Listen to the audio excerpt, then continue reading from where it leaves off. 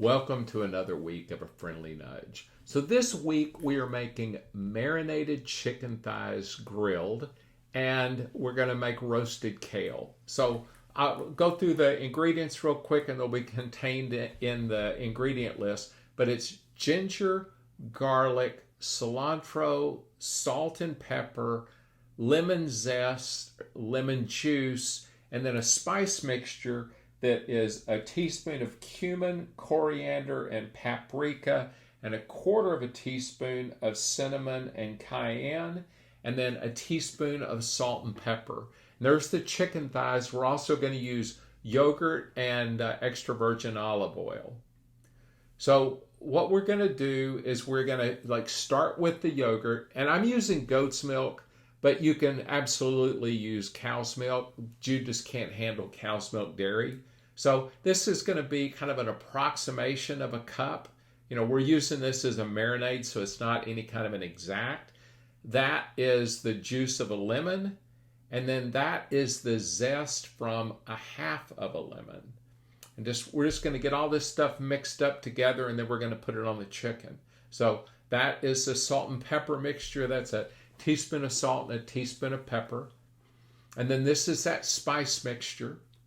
And, you can play around with the spices. These are some I saw recommended, and I really like them. That's about a big cloves of garlic that have been minced. And then I kind of went hardcore on the ginger. That's probably 2 thumb-sized pieces of ginger that I peeled and chopped up. And then that's just a handful of cilantro that I chopped. And we're just going to get all this mixed together because, this is going to be, the marinade, I'm going to leave it on the chicken thighs overnight. So if you've got time to do that, I would recommend it. At least try to do it for 2 or 3 hours. So we're just going to get that stirred in. And then I'm going to add a little olive oil. It's probably 2 tablespoons, maybe 3. And then just stir that in. And once we get that kind of stirred in, then we'll add it to the chicken. And yeah, I put the chicken in a bowl. It just makes it a little easier to do this without having to have somebody hold the bag. So just try to get as much of the air out as you can, so that whenever you're squeezing it to kind of mix it around, you're not blowing chicken marinade all over the kitchen. So yeah, just get it kind of moved around. It's not going to be perfect. There's going to be spots that are probably not going to have marinade on them. But the best you can, get it kind of evenly distributed. And then I just put it back in that same bowl and stick it in the fridge for, overnight. And then this is kale that I've taken the stems off of and washed real good. You really kind of have to spend a little extra time with kale like this because it can end up getting dirt on it, and if you're not careful, then you end up getting some gritty kale, which that's kale that gets thrown away. So anyway, I washed it and then I dry it in a couple of dish towels,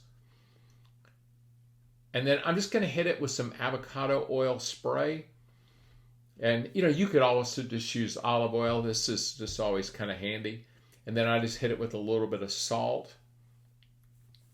And then I always just try to kind of massage the kale. It kind of helps break the kale down a little bit.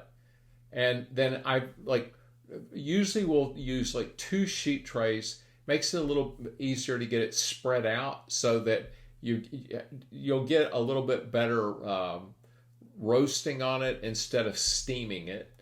So just spread it out. I'm using parchment paper there. And then once I've done that, then I put it in a 400-degree oven. And this will go for, I had it set for 10 minutes, but we started to smell that it was starting to get done at about 8 minutes. So I think we ended up pulling it at 9. So anyway, I'm getting the chicken on the tray that I'll take it out to the grill on. And yeah, this is okay, it's not brown, but it's perfectly done. And with kale, it's if you're not careful, 30 seconds, you can go from perfect kale to real crispy kale. So I've got the grill. I'd heated it, and I don't oil the grate. I know some people do. I just make sure that I have it scraped real well, and then because I probably grill two, sometimes three or four times a week. So I'm just putting the thighs on there, and then I'm just gonna leave them for just a little while because I don't like constantly turn this stuff over. And thighs will cook pretty quickly, especially the boneless, skinless ones. So I'm just kind of loosening it up there with the tongs, and then because it's like I want to see is it stuck, and then whenever I do that, I usually will heat the tongs just so that I'm not leaving kind of raw chicken juice on the tongs. And now that I've gotten them turned over, they're going to be done pretty quickly. So that's the one thing that I love about the instant read thermometers is it's like, okay, it hadn't been that long, and these are already up to 165. And, it never fails. There's always a couple of pieces that seem like they take longer than everything else to get done. But you just kind of have to be patient with them. So this turned out great. The kale's wonderful. You guys have a wonderful week and play with your food.